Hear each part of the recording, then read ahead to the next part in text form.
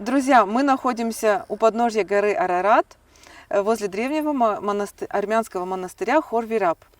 И с нами находится прекрасная наша гид Елена, которая более подробно расскажет про монастырь, про местность. Ее зовут Елена. Здравствуйте, уважаемые зрители. Меня уже представили. Меня зовут Елена, я экскурсовод по Армении. Мы находимся сейчас в очень знаковом месте у подножия библейской горы Арарат, где и расположен древний монастырь Хор-Вираб, который тесно связан с истоками становления христианства в Армении. И вот с изображением Хор-Вираба такая красота здесь. Можно тоже приобрести. У нас, кстати, дома тоже есть картина ручной работы.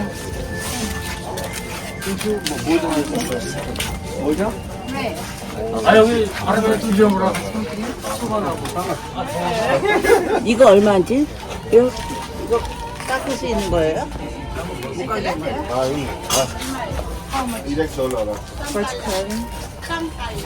이게 뭐예요?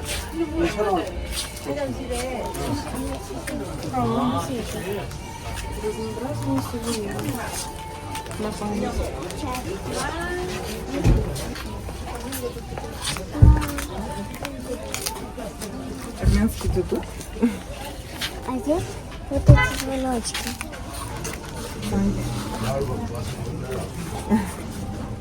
Апельсин. Азат Март.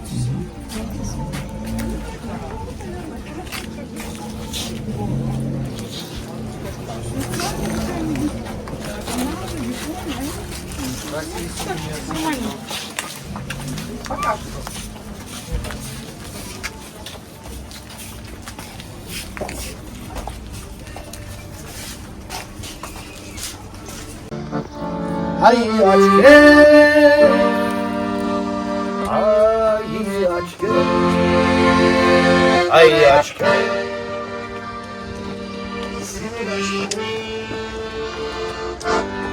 Ay aşkı, ay aşkı.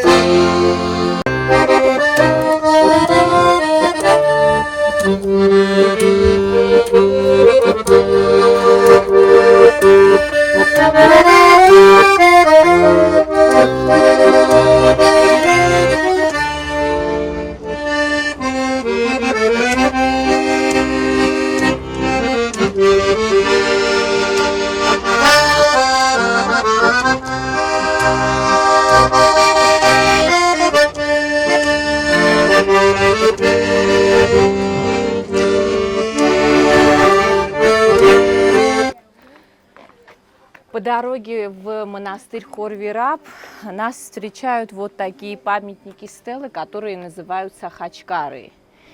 Это у нас памятники, олицетворяющие христианство в Армении. Творение таких памятников присуще только армянскому народу. Ни один народ в мире не владеет ремеслом творения данных памятников.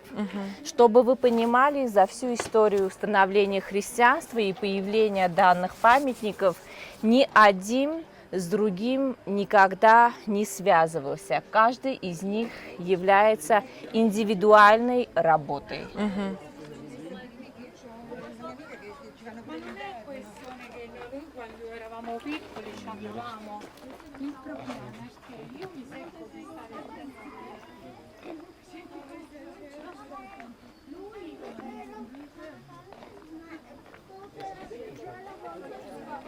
Ինչ աշխատանք է, չէ՞։ Այս աշխատանքը։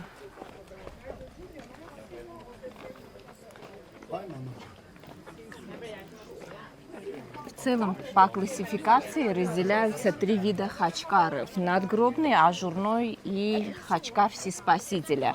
Самый первый, который появился, да, и инициатива становления этих памятников была связана с целью установить крест каменный сверху надгробия усопшего. И визуально очень легко различить надгробный хачкар, так как этот памятник архитектурный отличается от остальных тем, что сверху имеет выступ. Философия архитектурная данных памятников заключается в том, что крест будто кланяется над усопшим.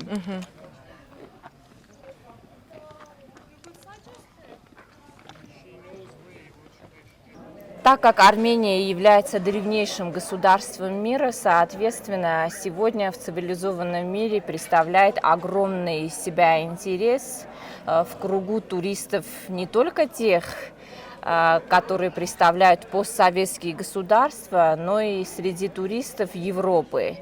По статистике выяснено, что туристы из европейских стран, которые тоже представляют христианство, общество, и зная, что Армения страна, связанная с становлением христианства во всем мире, выявлен вот такой ярко выраженный интерес.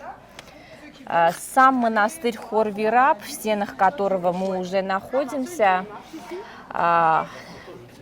связан с трагичной историей жизни и судьбой святого просветителя Григория. Дело в том, что этот человек 13 лет своей жизни прибыл в заточении в одной из ям, которая расположена на территории монастыря и над которым стоит первая, самая ранняя постройка на территории монастыря, церковь Святого Григория. Чтобы вы знали, в дохристианский период на территории монастыря была одна из суровых тюремных темниц Армении, принадлежавшая городу Арташату. Это 4-я историческая столица Армении. В эти тюрьмы отправляли особо опасных преступников. В их числе был и святой Григорий, которого Тардат III, армянский царь, в конце III века, в связи с тем, что он пытался распространить христианство в Армении, и посчитал особо опасного преступника, который занимался антигосударственной деятельностью, и отправил на осуждение, заточение в тюрьму города Арташата. Название Хор-Вирап и тесно связано именно вот с этой историей жизненной святого Григория, и в переводе оно означает «хор» – глубокая, «вир» – яма. Глубокая яма – темница, в которой прибыл в заточение святой Григорий. Глубина этой ямы 6 метров, диаметр 4,5. В 20 веке эта территория стала очень интересовать, конкретно яма туристов, паломников, верующих христиан. Благоустроили яму, положили уже стены каменные, но до этого и в момент прибытия в заточение Григория это были просто земляные ямы, вырытые в земле, никаких устройств, благоустройств не было. Заключенные пребывали там в заточении с разными насекомыми, змеями, скорпионами. Туда не входило солнечного света. И если они там выживали, потому что они пожизненно туда отправлялись, выживали там год, 2, 3, дело у них доходило еще и до слепоты из-за того, что они не видели солнечного света. Обратите внимание на вот этот орнамент, который высечен на главной церкви при монастыре, церкви Святой Богородицы. Это солнечные часы. Посредством именно этих часов в древнесредневековой Армении определялось время суток. Вы можете разглядеть 12 лепестков, по центру торчит гвоздь. С гвоздя в солнечное время суток на тот или иной лепесток, а их 12, падает тень. Тогда дважды в год примерно рассчитывалось время рассвета, летнее и зимнее. Считали не по часовой стрелке, а слева направо, как читаем, на какой из лепестков падает тень, и добавляли время рассвета, получали настоящее время суток. Они функционируют полноценно и сегодня. Сзади нас главная церковь при монастыре Хор-Вирап, церковь Святой Богородицы. Чтобы вы понимали, монастырь у нас действующий. Тут всегда идет воскресная служба, еще и служба дважды в день, утром и вечером. В комплексе из функционирующих построек главная церковь Богородицы, самая ранняя постройка часовня Святого Григория, которая и стоит над 2 тюремными темницами, в одной из которых прибыл в заточение Святой Григорий, 7 век. Монастырь окружен крепостной стеной. Это более поздняя постройка 20 века. На территории монастыря и главная смотровая при монастыре, одна из важных смотровых с видом на гору Арарат, которую мы посетим.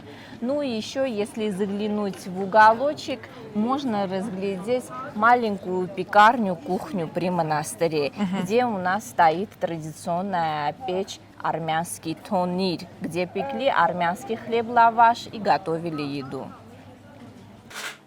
Мы сейчас заходим в пекарню, кухню очень скромную при монастыре Хор-Вирап, где в центре комнаты будем изучать армянскую традиционную печь тонир, в которой пекли армянский хлеб-лаваш и готовили еду.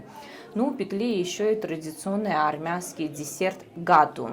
Вот сейчас заходим мы, получается, в пекарню, кухню в центре, как уже говорила, у нас тонир. Это такая труба из глины. Копают землю, яму в земле. Учитывая размеры ямы, заказывали тогда, ну и сегодня у мастера печь. Печь обязательно из глины, потому что глина очень хорошо держит температуру и впитывает влагу. Когда в печи пекли лаваш, наш традиционный, желательно было зажигать печь из дров, которые имеют плодовый характер, потому что эти дрова передавали специфичный вкус, аромат армянскому хлебу. Хлеб армянский лаваш, в составе которого только вода, соль, мука, никаких искусственных дрожжей, также входит в список всемирного культурного наследия ЮНЕСКО. Мы сейчас заходим в часовню Святого Григория. Это самая ранняя постройка на территории монастыря. Обратите внимание на входную часть. Очень низкая, она специально для того, чтобы при входе и выходе кланяться. И очень искусное оформление фасада, где сплетаются христианские символы вечности и крест. Равноправый крест – это крест, который передавался на самом раннем этапе становления христианства.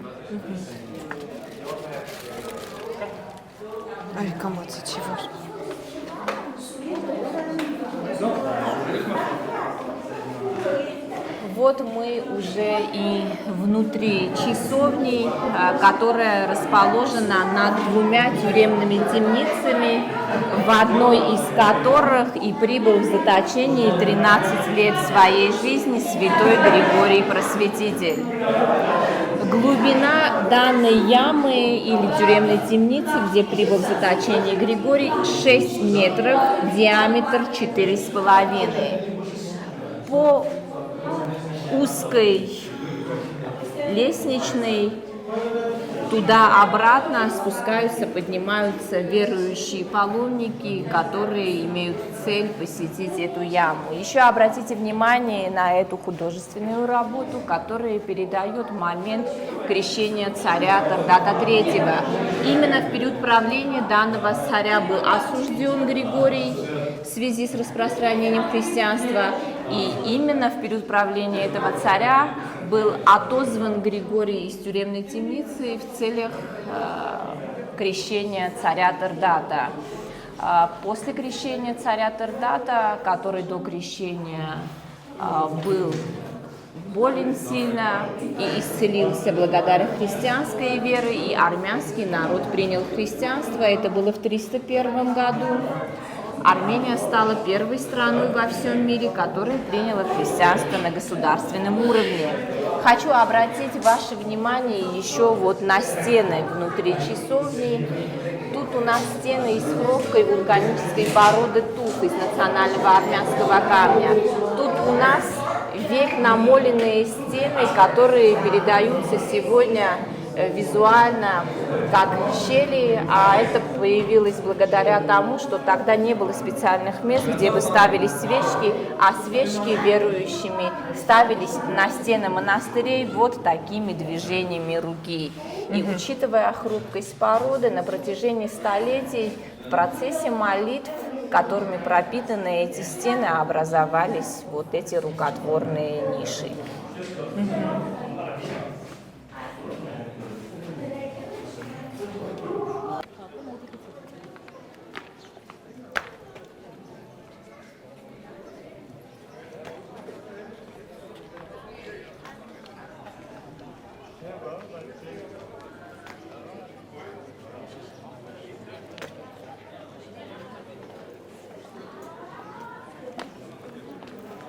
Они тоже царят?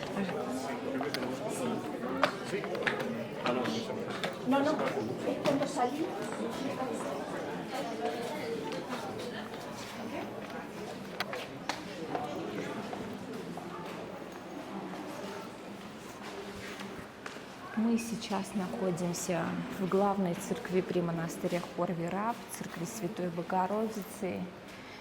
Стиль церкви скромный, аскетичный, христианской, армянской апостольской церкви.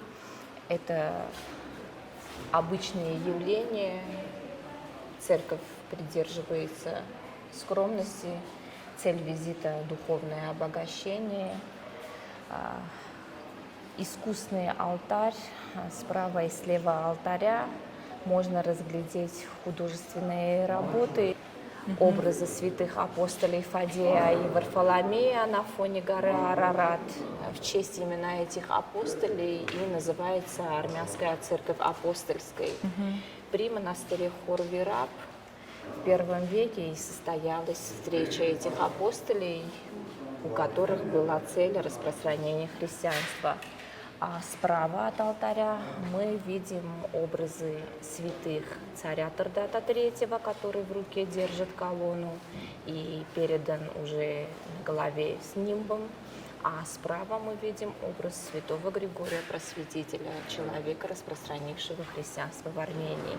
Ну а украшает алтарь главная икона армянской апостольской церкви, с учетом того, что у нас в церкви нету иконостасии.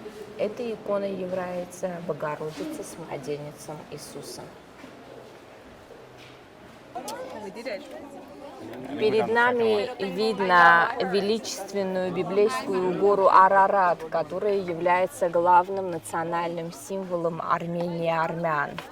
Гора вулканического происхождения из двух вершин. Слева Малый Арарат, справа большой, высота большой горы 5165 метров. Оба вершины имеют снежную шапку. Но на малой вершине она полноценно тает в конце августа, начало сентября. Это столетиями проверенная народная примета, которая совпадает со зрением виноградного урожая. То есть, как растаял снег на малой вершине, можно устраивать сбор винограда. А на большой горе круглый год имеется снежная шапка.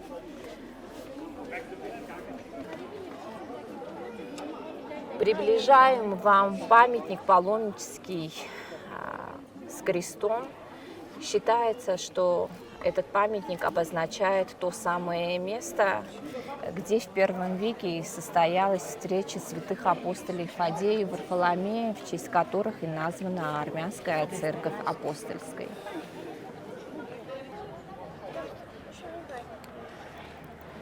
На ближайшем расстоянии от нас, вот там, где проезжает дорога, за забором и находится территория Турции. Мы сейчас находимся на границе, соответственно, монастырь расположен на самой границе Армении с Турцией.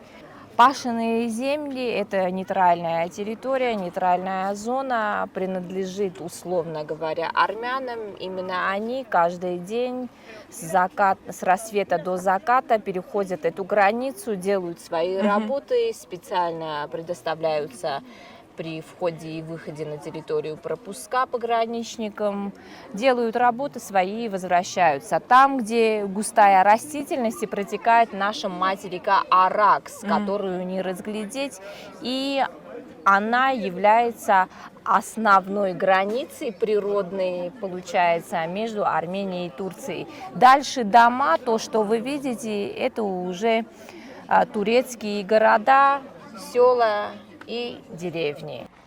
Перед нами шикарные пейзажи, пашенные земли, место 7 холмов, на котором был расположен и город Арташат, древнейший, царем Арташесом II. Ну, а если повернуться, можно разглядеть уже крепостную стену и купол главной церкви при монастыре. Мы находимся уже за крепостной стеной.